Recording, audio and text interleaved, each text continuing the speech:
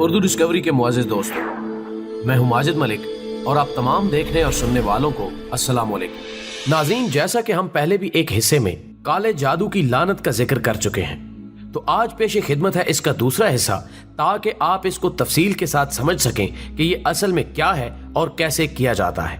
ہمارے وہ ناظرین جنہوں نے پہلا حصہ ابھی تک نہیں دیکھا، ان سے التماس ہے کہ پہلے حصے کا لنک اس ویڈیو کے ڈسکرپشن میں موجود ہے، اور آپ تمام لوگوں سے گزارش ہے کہ کالے جادو کو سمجھنے کے لیے ضروری ہے کہ آپ اس کا پہلا حصہ ضرور دیکھیں۔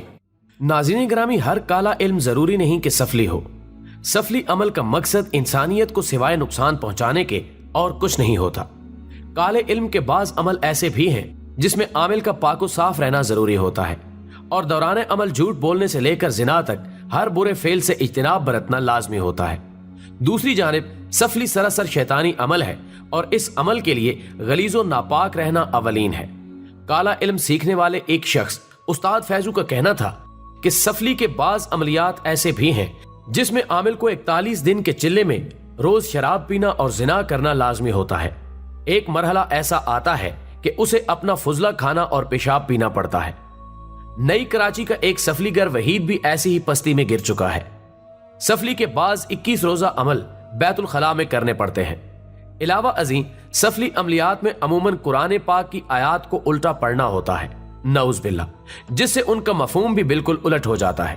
لیاقت آباد کے رہائشی پرویز، جو اپنے کپڑے کی دکان کی بندش کھلوانے اور گھر والوں پر سفلی عمل کے وار کو توڑنے کے لیے عاملوں کے پاس جاتا رہتا ہے، اور اسی مقصد کے لیے کبھی کراچی میں اپنے وقت کے صف اول کے سفلی گر رتن سائیں کے پاس بھی گیا تھا۔ رتن سائیں مختلف لوگوں کو حیض کے خون سے تعویذ لکھ کر دیتا تھا۔ یہ منظر کئی بار خود میں نے اپنی آنکھوں سے دیکھا تھا۔ اس کے علاوہ اس کے پاس ایسی عورتوں کا بھی تانتا بنا رہتا تھا جو شوہر کو تابع کرنے کی خواہش مند تھی۔ ایسی خواتین سے وہ حیض کا کپڑا منگواتا تھا، پھر اس پر جنتر پڑھ کر ہدایت کرتا تھا کہ کسی وقت موقع دیکھ کر اس کپڑے کو پانی میں گھول کر شوہر کو پلا دینا، وہ کتے سے زیادہ تمہارا وفادار ہو جائے گا۔ جو کرتی پھرو، کوئی روک ٹوک نہیں کرے گا۔ ماضی کا ایک واقعہ ذکر کرتے ہوئے پرویز کا کہنا تھا کہ یہ ان دنوں کی بات ہے جب میں کافی پریشان رہتا تھا، کیونکہ مخالفین نے کالے جادو کے ذریعے نئی کراچی میں میری واقع کپڑے کی دکان باندھ رکھی تھی۔ کاروبار ٹھپ ہونے کی وجہ سے جہاں معاشی تنگی تھی، وہیں گھر کے بعض افراد بھی جادو کے زیر اثر بیمار رہتے تھے۔ میں نے کئی بار اپنی دکان اور گھر کے نزدیک دبائے پتلے اور تعویذ برآمد کیے تھے۔ اس کا ذکر میں نے اپنی قریبی عزیز سے کیا تو وہ مجھے رنچوڑ نارائن پورہ میں رہائش پذیر رتن سائیں کے پاس لے گیا، جو اس وقت کالے جادو اور سفلی کا مانا ہوا عامل تھا، اور مشہور تھا کہ اس نے کالی دیوی اور ہنومان کو تابع کر رکھا ہے۔ مجھے اچھی طرح یاد ہے کہ رتن سائیں نے کچھ پڑھ کر چند لونگے اور سندور میرے حوالے کیا اور کہا کہ گائے کا دل درمیان سے چیر کر اس میں یہ اشیاء رکھنے کے بعد اسے سوئی دھاگے سے دوبارہ سی کر دوپہر 12 بجے کے قریب کسی ویرانے میں پھینک آنا۔ اس سے ایسی کاٹ ہوگی کہ تم پر جادو کرانے والے خود شکار ہو جائیں گے۔ دوسرے دن میں نے رتن سائیں کی ہدایت کے مطابق دل خریدا اور اس میں مذکورہ اشیاء رکھ کر نئی کراچی نمبر 6 پر سبا سنما کے نزدیکی ندی کنارے اس دل کو پھینک دیا۔ اچانک 3-4 خوفناک کتوں نے مجھے گھیر لیا۔ میں نے اپنی زندگی میں اس قدر ڈراؤنی شکل والے کتے نہیں دیکھے تھے۔ وہ دل پر لپکنے کی بجائے مجھے گھور رہے تھے اور ساتھ ہی ساتھ بھونکتے بھی جا رہے تھے۔ میں بڑی مشکل سے جان بچا کر گھر پہنچا۔ اگلے دن رتن کو جا کر سارا ماجرا سنایا تو کہنے لگا، بے وقوف، میں نے بکری کا دل کہا تھا، تم گائے کا لے آئے، شکر کرو کہ زندہ بچ کر آ گئے۔ خیر، تمہیں سندور اور لونگے دوبارہ پڑھ کر دیتا ہوں، انہیں بکری کے دل میں چھپا کر پھینکانا۔ تاہم میں اس قدر خوف زدہ ہو چکا تھا کہ میں نے حامی تو بھر لی، لیکن رتن کی ہدایت پر عمل نہیں کیا۔ ناظرین گرامی، رنچوڑ لین کے رہائشی سفلی گر رتن سائیں کو کئی برس پہلے کراچی کے ایک بلوچ نے قتل کر دیا تھا۔ اس بلوچ کی فیملی کی تقریباً تمام افراد کسی نامعلوم بیماری کا شکار ہو کر مرے تھے۔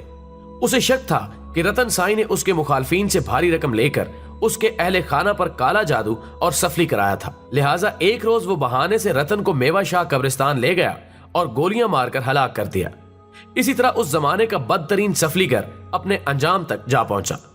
کہا جاتا ہے کہ رتن کے نام کے بغیر کراچی میں کالے جادو اور سفلی عمل کی تاریخ مکمل نہیں ہوتی، اور جادو ٹونے سے وابستہ شاید ہی کوئی ایسا فرد ہو جو اس کے نام سے واقف نہ ہو۔ اس کے ایک شاگرد گوگا کے دعوے کے مطابق، جو آج کل سید اجاز حسین کے پاس روحانی علم بھی سیکھنے آ رہا ہے، رتن کے پاس ایک ایسا عمل بھی تھا جسے پڑھ کر وہ کافی فاصلے تک اڑ بھی لیتا تھا۔ वल्ला इल्म बिल सवाब। शोबद बाजों और जादूगरों में फर्क। सफली और काले जादू के हकीकी आमलों और शोबद बाजों में वाज़ेह फर्क है। शहर भर में अपनी दुकानें सजाकर बैठे आमलों की 99% तादाद जाली है, जो मुख्तलिफ शोबदे दिखाकर सादा लो अवाम को बेवकूफ बना रहे हैं। मसलन केमिकल के जरिए बगैर तीली के आग लगा देना, सिरिंज के जरिए लीमू का रस निकाल कर फिर सिरिंज की मदद से ही उसमें सुर्ख रंग भरकर लीमू में खून टपकता दिखाना वगैरह। इसके बरक्स असल आमिल और हकीकी सफलीगर अपने आप को जाहिर नहीं करते।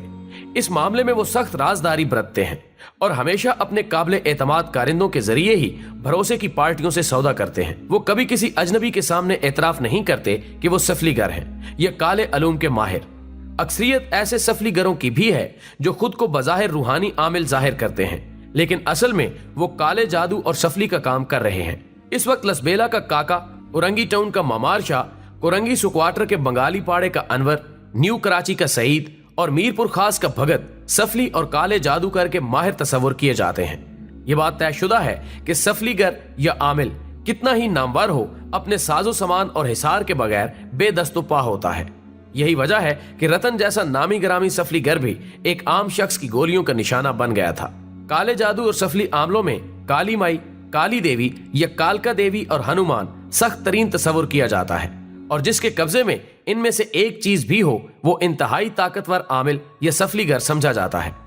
उस्ताद फैजू इस बारे में कहते हैं कि काली देवी या हनुमान कराची में 2-4 लोगों के पास ही है। काली देवी को ताबे करने के लिए 41 दिन के 3 चिल्ले किए जाते हैं, वो भी अगर कोई जिंदा बच जाए तो। काले जादू में यह सबसे सख्त अमल कहलाता है, क्योंकि काली माई को बार बार जानवरों की भींट देना पड़ती है ताकि आमिल या उसकी औलाद पर सख्ती ना आए। बाज़ शैतानी अमलियात के जरिए काली तक पहुंचने के लिए इंसानी जान की भींट भी देनी पड़ती है। जादू टोने की दुनिया में यह रिवायत मशहूर है कि काली माई तक पहुंचने के लिए आमिल को 7000 मीरों यानी पहरादारों को क्रॉस करना पड़ता है, लेकिन पाकिस्तान में शायद ही कोई ऐसा आमिल हो जिसने ये तमाम मीर अबूर कर रखे हों, यानी काली देवी उसके मुताबिक उसके कब्जे में हो। अलबत्ता शहर में ऐसे मुतअद्दिद आमिल हैं जिनमें से किसी ने 8, किसी ने 20 और बाज ने 100-150 मीर क्रॉस कर रखे हैं। इसी तरह वो छोटा मोटा अमल कर लेते हैं, यानी उनकी ताकत सिर्फ इतनी होती है कि वो शैतानी अमल के जरिए 2 दोस्तों में अदावत पैदा कर दें या किसी हंसते बसते घर में फसाद डलवा दें, किसी गैर महरम औरत को अपने ताबे कर लें, किसी का कारोबार मुतासिर कर दें, वगैरह वगैरह। ऐसे आमलों ने भी अपनी दुकान खूब चमका रखी है, क्योंकि आजकल ज्यादातर केस यही आ रहे हैं। दरअसल हिंदुओं में काले जादू करने वाले आमलों के 2 फिरके हैं, एक राम के मानने वाले हैं और दूसरे रावण के। राम के जरिए अमल करने वाले अमूमन इंसानियत को नुकसान पहुंचाने के काम नहीं करते, जबकि रावण वाले सरतापा शैतान होते हैं। काली देवी को काबू करने के लिए अमल करने वाले एक शख्स का जिक्र करते हुए उस्ताद फैजू ने बताया कि नई कराची नई आबादी में एक लुडन नामी शख्स था। उसने भी 41 दिन का सिर्फ एक अमल ही पूरा किया था कि बर्बाद हो गया। मुसलमान होने के बावजूद उसने घर के एक कमरे को मंदिर का रूप दे रखा था और वहां बाकायदा मूर्तियां सजा रखी थी।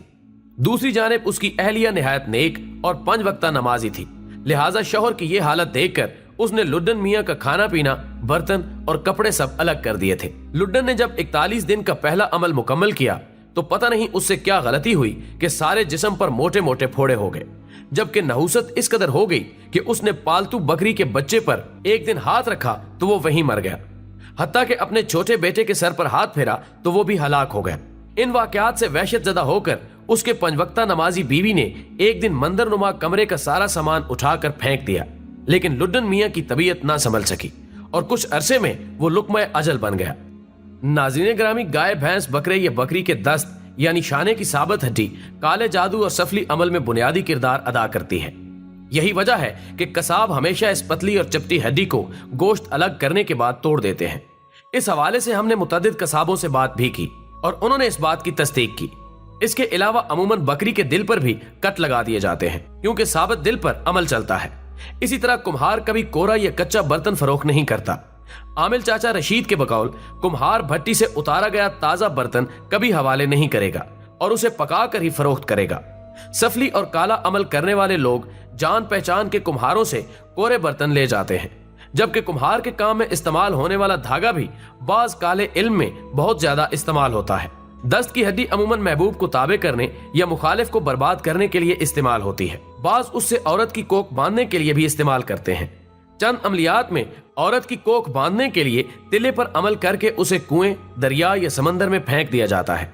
इसके अलावा काले जादू और सफली अमल में कसरत से इस्तेफादा हासिल होने वाली अशिया ये है: माश की दाल, अंडे, सुपारी, नारियल, जाफरान, धतूरा, मोर के पर, शहद, आग का पौधा, कौवे के सीधे बाजू का पर, गीदड़ की आंख और दुम, उल्लू की बीट, इंसानी नाखून, जानवरों और इंसानों के जिस्म की मुख्तलिफ हड्डियां, सिंदूर, लौंग, सुइयां, हिंग और किसी खूबसूरत औरत के बाल जो ताजा ताजा मरी हो, और इंसानी खोपड़ियां वगैरह। दोस्तों, वीडियो पसंद आने की सूरत में इसे दोस्तों के साथ शेयर कीजिए और कमेंट बॉक्स में हमें अपनी कीमती तजावीज़ से जरूर आगाह। हमारी अगली वीडियो आने तक अपना और अपने प्यारों का ढेर सारा ख्याल रखिए। अल्लाह हाफिज।